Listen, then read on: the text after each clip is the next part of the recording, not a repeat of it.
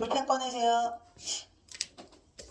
자, 문제 보면서 일단 빈칸 채우기 하고 문제 다 맞추고 할 거예요. 발단소 주제 박씨의 재능을 안타까워하는 상공.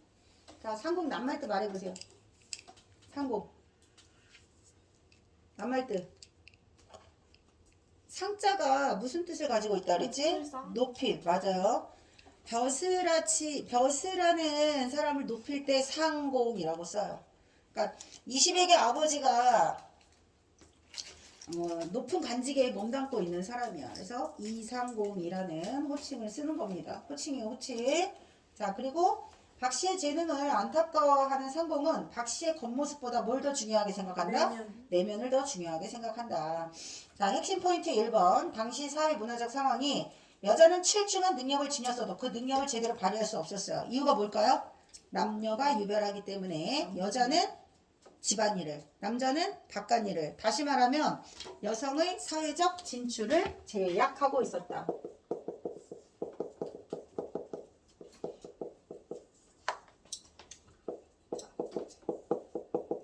여성이 뛰어난 능력을 가지고 있더라도 사회적 진출을 제약하는 건 유교에서 강조하는 남녀 유별 때문이에요. 근데 집안일을 많이 하는 여성은 집안의 중심이 될 수가 없다 그랬어요. 그럼 집안의 중심은 누구라고 그랬죠? 가장이라고 했습니다. 남성 중심 사회.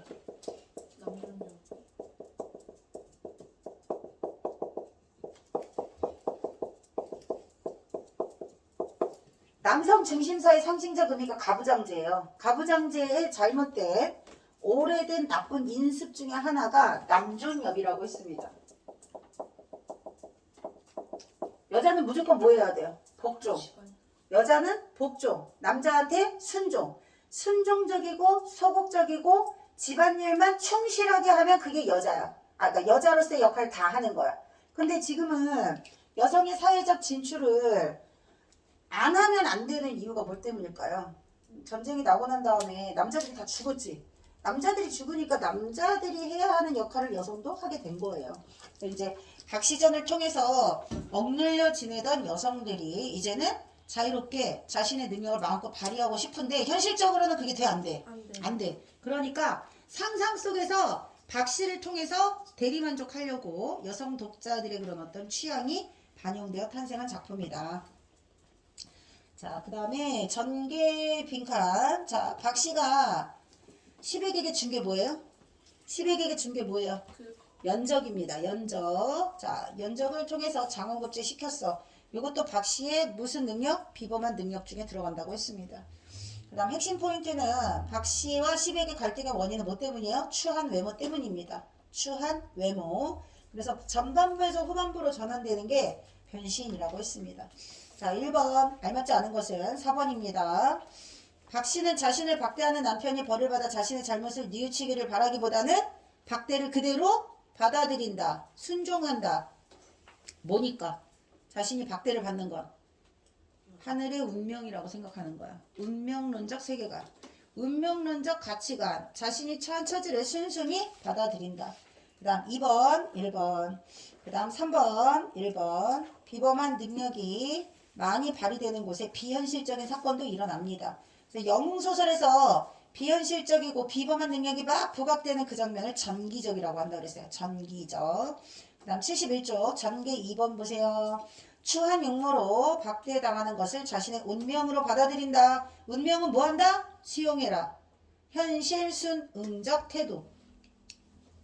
운명 밑에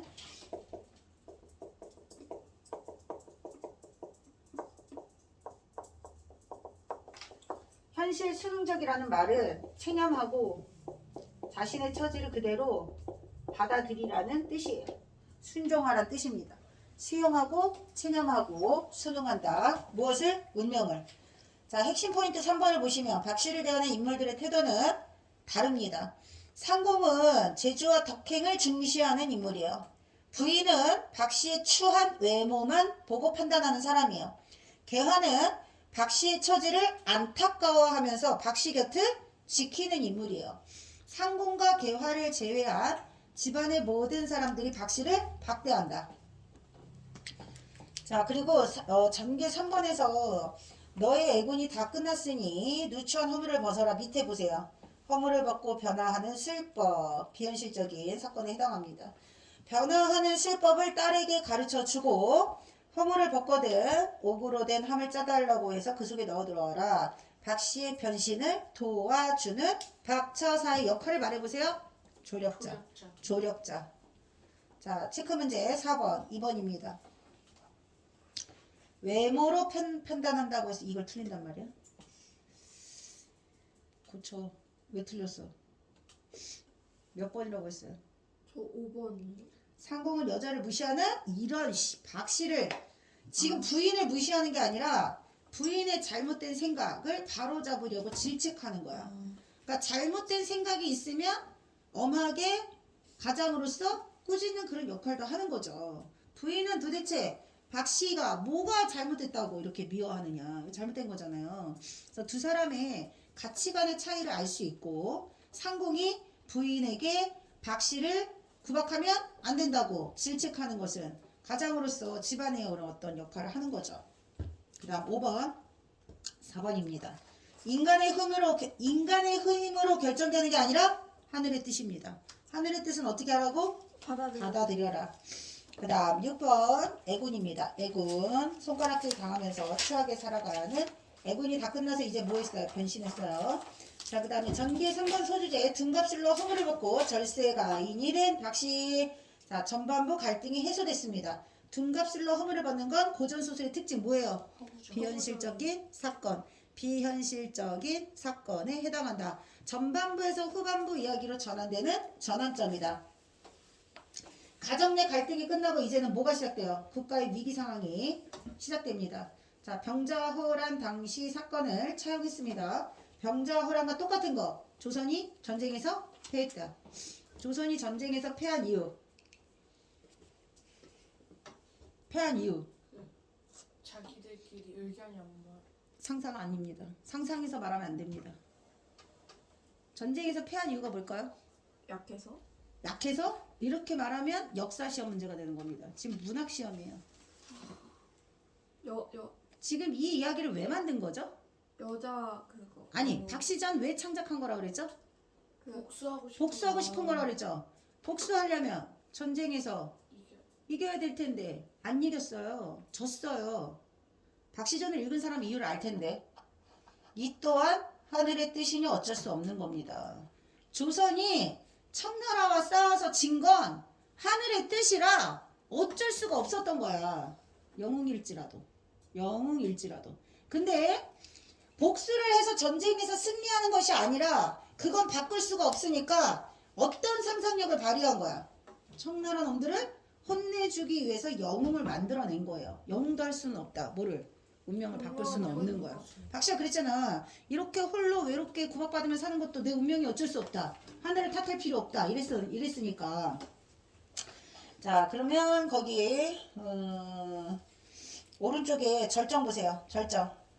자, 비범한 능력으로 조선을 침략한 청나라 오랑캐들을 박씨가 물리친 겁니다. 청나라는 은혜를 저버린 겁니다. 자, 그 다음에 핵심 포인트 보세요. 역사적 사실. 병자호란에서 청나라의 항복을 당하는 치욕을 당했습니다. 소설 내용에서 박씨의 뛰어난 능력으로 청나라를 물리쳤다. 청나라를 물리친 거지 전쟁에서 승리한 건 아니라고 했어요. 자, 전쟁에서 당한 치욕, 병자호란의 치욕적인 패배를 문학을 통해 보상받고 싶었던 겁니다. 보상, 동그라미 치세요. 현실 속에서는 못하는 걸 상상 속에서 보상받고자 한 겁니다. 소설 속에서 세계만이라도 줄쳐 상상 속에서만이라도 민족의 자주성과 자존심을 지키려고 한 거야. 손상된 자존심을 회복하려고 박씨를 통해서 통쾌하게 복수하고 싶었던 겁니다. 자, 그럼 채점할게요. 7번 주된 사건은 1번입니다. 그 다음 8번 사회문화적 상황 3번입니다. 임금이 항복했어요. 그 다음 9번 4번입니다. 새로운 시련, 박씨의 시련은 끝났어. 그 다음에 5개가 나오면 5개 뜻 계속 알아둬야 된다고 했어요. 고진감래. 속담으로 바꾸면 고생 끝에 낙이 온다. 불행 끝 행복 시작. 고생 끝에 낙이 온다. 그 다음 유금은 무슨 뜻일까요? 입이 변명의 여지가 없다. 입이 10개라도 할 말이 없다. 변명할 말이 없다. 전화위복. 전화위복하고 거진감래 비슷한 뜻이에요. 하가 복이 되어 돌아오다. 하가 복이 되어 돌아오다.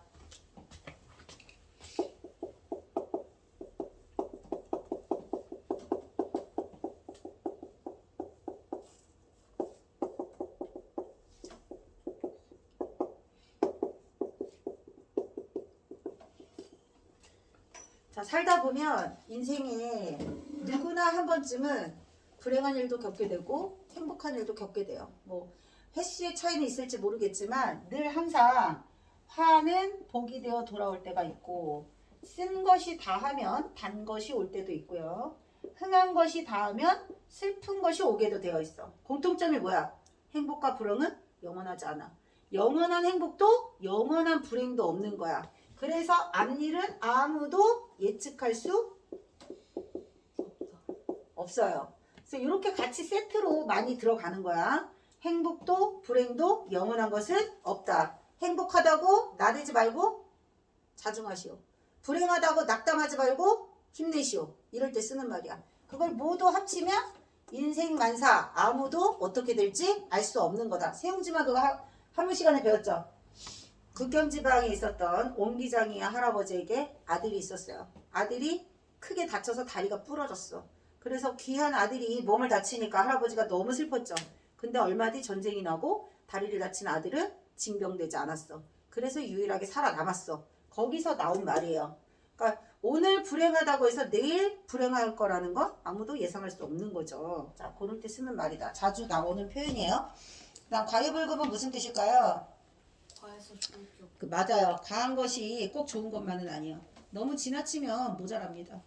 달다고 계속 먹으면 당뇨병 걸려 뒤져요. 그쵸? 처음에 적당한 선에서만 먹어야겠죠. 돈이 너무 많은 사람은 행복할 것 같죠? 너무 많은 것도 힘들 수 있다고 그러더라고. 그래봤으면 좋겠지만 돈이 너무 많은 사람도 힘든 게 있다고 하더라고요. 돈을 지켜야 되잖아요. 그 돈을 지켜서 주식이 엄청 대박 나가지고 너무너무 인생이 행복할 것 같은 사람이 그 돈을 제대로 주치를 못해가지고 불행의 나락으로 빠질 때도 있거든요. 웹툰 같은 데 보면 그런 거 나오잖아. 로또 당첨됐는데 로또 당첨되고 난 다음에 흥청망청 쓰다가 인생 나락 간 사람 뭐 이런 사람. 주식이 지금 대박 나가지고 난리가 난 사람들은 좋겠죠. 하지만 그렇지 못한 사람들도 있을 수 있다. 대박 났으면 좋겠다. 자, 결초보은. 결초보은은 아는 사람. 결국 결국? 결과 보은이 무슨 뜻일까요? 은혜를 갚다의 뜻이야. 언제까지? 내가 죽어서 다음 생에라도 당신의 은혜는 잊지 않고 꼭 갚겠다. 은혜는 반드시 갚는다. 은혜는 반드시 갚는다. 그래서 답이 몇 번이에요? 4번입니다. 자, 그 다음 11번 5번입니다. 지배층을 한심하다. 이렇게 병자호란때 제대로 된 저항도 하지 못하고 패배했다.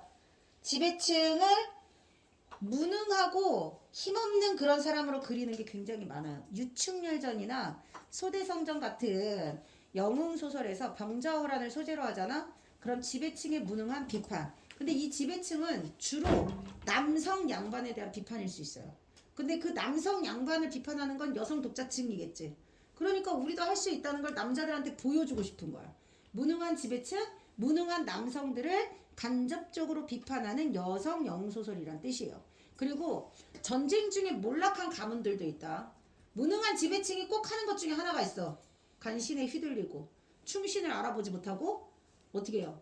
간신을 득세시키니까 나라에 혼란이 오는 거잖아요. 그러니까 억울하게 몰락한 집안을 다시 일으키는 영웅 이야기도 많이 나와. 알겠지? 이건 모두 대부분 남성 영웅 소설의 주제일 때가 많아. 근데 여성 영웅이 등장할 때는 뭐라고? 여성들의 저항 의지가 반영된다고. 그 다음 12번 5번입니다. 세자와 대군은 할 수 없다. 그 또한 하늘의 뜻이니. 운명론적 세계가 나타나 있는 부분 5번입니다. 그 다음 13번 여성층이라고 생각하는 이유는 뭐 때문이에요? 5번입니다. 여성의 활약상을 통해서 억눌려 지내던 여성들이 대리만족을 느낀다. 시험에 꼭 나옵니다. 이거랑 비슷한 소설 뭐 있다고 그랬어요? 홍계월전 있다고 그랬습니다. 그 다음 74쪽 빈칸만 채우겠습니다. 빈칸. 자, 박시전의 특징은요. 여성 주인공이라는 거. 그 다음에 사회문화적 상황 보세요. 병자호란을 겪었습니다. 그 다음에 창작 동기가 병자호란의 굴욕적인 패배를 보상받고 싶었습니다. 그 다음 창작 동기 두 번째는 당시 여성들이 대리만족을 느낀 겁니다. 그 다음에 비현실적이다, 전기적이다, 비범한 능력이 드러납니다. 됐죠? 자, 그 다음 75쪽 1번 개인과 사회의 갈등보다 개인과 개인의 갈등이죠. 시백과 박씨의 갈등 원인은 뭐예요? 추한 외모. 메모. 2번입니다. 외모로 사람을 평가하면 덕이 부족한 사람이겠지. 그래서 그거를 질책한 겁니다. 상공이. 그 다음 3번. 대은망덕이 무슨 뜻이에요? 은혜도 모르는. 고진감리 아까 있겠습니다. 정저지가 무슨 뜻일까요? 정저지가 우물한 개구리. 우물한 개구리가 무슨 뜻이에요? 그러니까 아무것도 못하고 못하고? 뭐 나쁜 게 있고. 의물.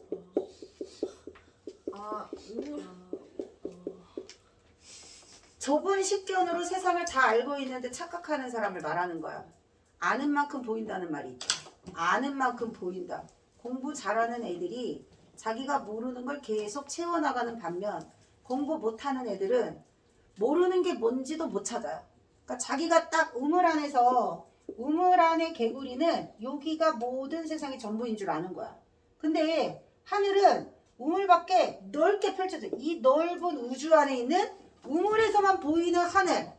삼각산 중학교 안에서만 공부하고 있는 좁은 식견으로 공부를 하면 전국에 있는 모든 학생들이 치르는 모의고사 수능을 잘 볼 수가 없어요. 그래서 학원에서 다 뭐하죠? 심화학습 하잖아요. 세상은 넓고 배울 건 많습니다. 근데 우물 속에 있는 개구리는 그걸 모르는 거야.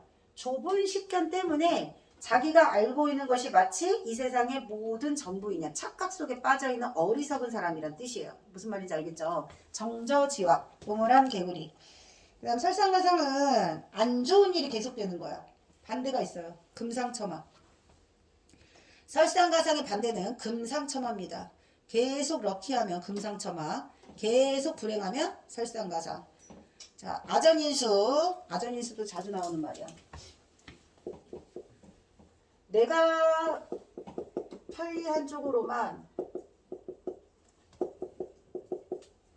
생각하고 행동하는 사람. 좀 약간 이기적이고 융통성 없는 사람. 보통 보면 예전에는 농사를 마을 단위로 다 같이 품앗이를 하고 상부상조하면서 농사를 지었잖아요. 근데 굉장히 이기적이고 탐욕스러운 관리가 논에 물을 대고 그거를 세금을 내죠. 세금을 걷죠. 근데 그 세금을 자기 논에 이렇게 물길을 다른 사람 논에는 못 가게 하고 자기 논에 물길만 오게 하는 거야. 그래서 다른 사람은 손해를 보게 하고 나만 이득을 취하는 이런 아전인수는 이기적인 그런 사람을 말하는 겁니다.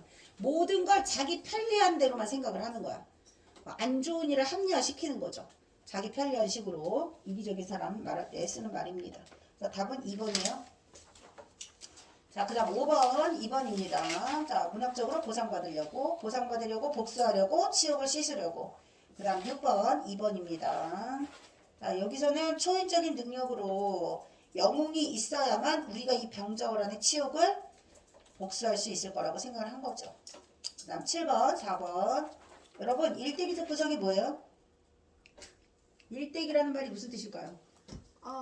등장인물이 영웅이라고 하는 것은 보통 어떤 꿈속에서 막 용이 승천하거나 아니면 열심히 치덕을 들이거나 이렇게 해서 태어난 아이가 이렇게 살다가 행복하게 잘 살고 죽었어요. 출생부터 사망까지 모두 나오는 게 일대기야. 출생부터 사망까지 모두 인물의 출생과 이렇게 태어나서 이렇게 살다 죽었다. 그래서 영웅의 일대기, 영웅서사에서 반드시 나오는 게 있다고 그랬잖아요. 기이한 출생, 고귀한 혈통, 비범한 능력, 그거겠죠. 영웅의 일대기에 꼭 드러난다, 뭐 이런 거. 자, 그 다음 8번. 병자호란의 패배를 하늘의 뜻으로 돌렸죠. 세자와 대군을 모셔간다면 그 또한 하늘의 뜻이니까 거역할 수 없다고 했습니다. 세자와 대군을 데려가는 것, 모셔가는 것 거역할 수 없다.